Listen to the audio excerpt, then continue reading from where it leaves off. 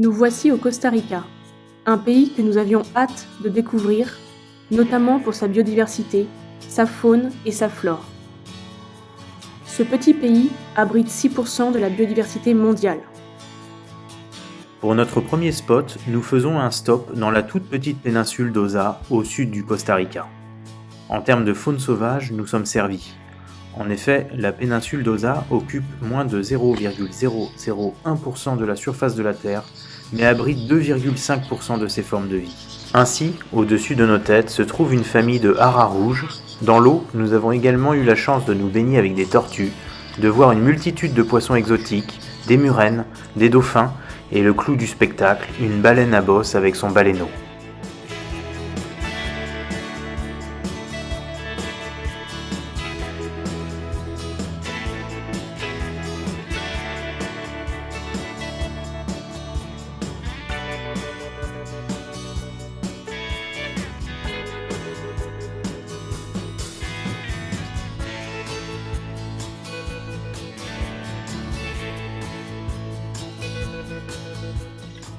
Afin de ne pas déranger cet énorme cétacé, nous gardons le drone à une hauteur respectable et utilisons le zoom de celui-ci afin d'admirer la mer et son petit.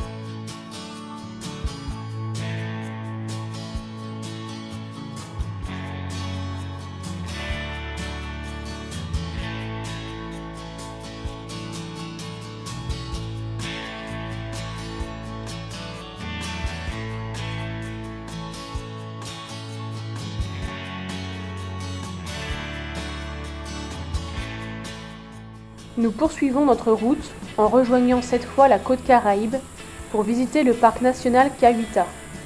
À notre arrivée, nous sommes accueillis par plusieurs coatis, des singes hurleurs et un peu plus loin dans le parc des dizaines de capucins à tête blanche.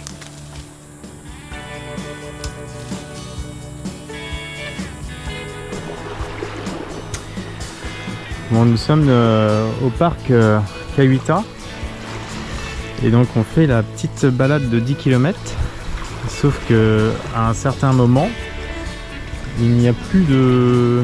Enfin, il n'y a pas de pont, ce qui fait qu'on est obligé de traverser dans la mer.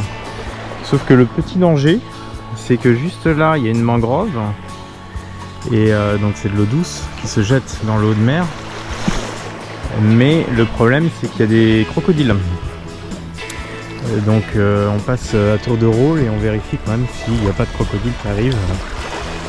Plus par là, Johanna.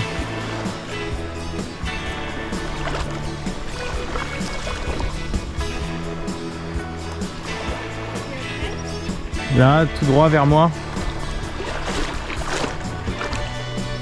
Voilà, donc là l'eau est un peu marron puisque c'est l'eau de la mangrove qui se jette vraiment dans l'eau de mer, qui est cristalline derrière.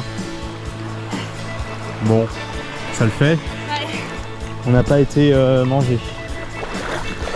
Mais ça fait un peu peur quand même parce que là-bas on voit les grosses pancartes interdit de se baigner. Bah j'en ai même rêvé cette nuit. Ah ouais. De ce passage. Voilà. Bon, c'est bon, on n'est pas mort. On va continuer sur la plage.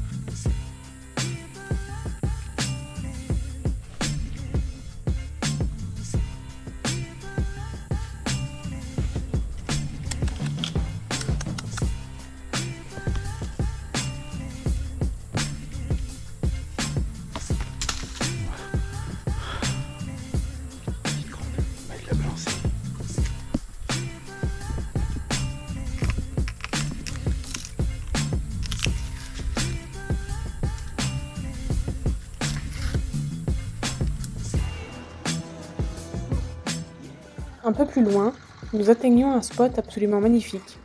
Nous sommes à Punta Uva, toujours sur la côte Caraïbe, où nous resterons 3 nuits dans un lieu très tranquille, malgré les cris des singes hurleurs, mais que nous adorons bien évidemment.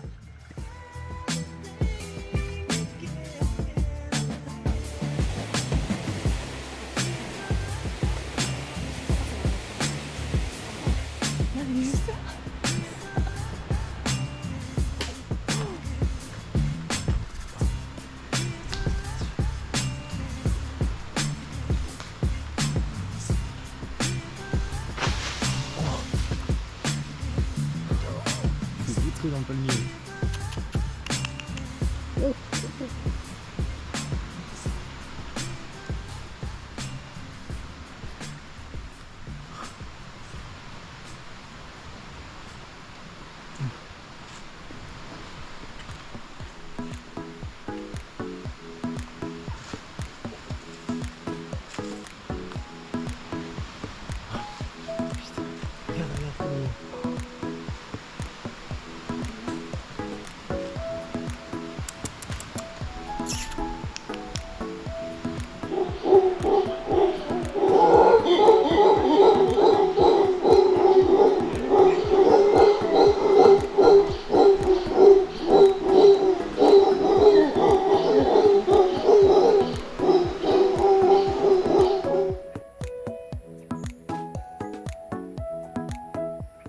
Nous quittons la côte pour nous diriger dans les terres et plus précisément chez Rosé, où nous resterons 2 nuits. Le jardin de Rosé est digne du jardin d'Éden. Il y a une faune et une flore luxuriantes. Partout où nous regardons se cachent des oiseaux, des espèces végétales endémiques, des grenouilles et des paresseux.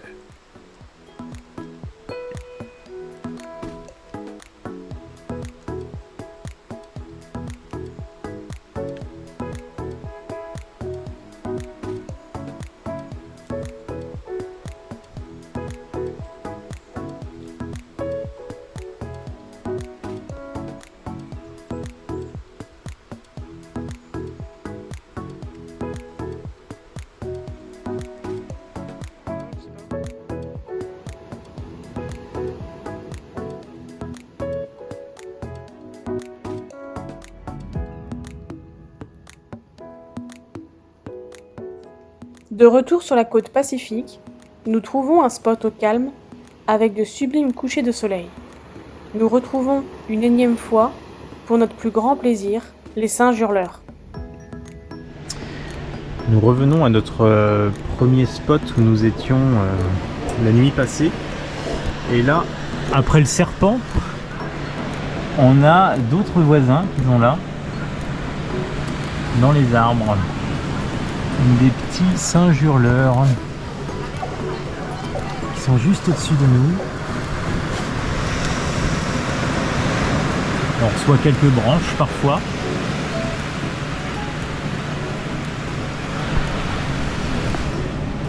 Bon, on espère qu'on va pouvoir aller se baigner tranquillement sans qu'ils nous volent des trucs.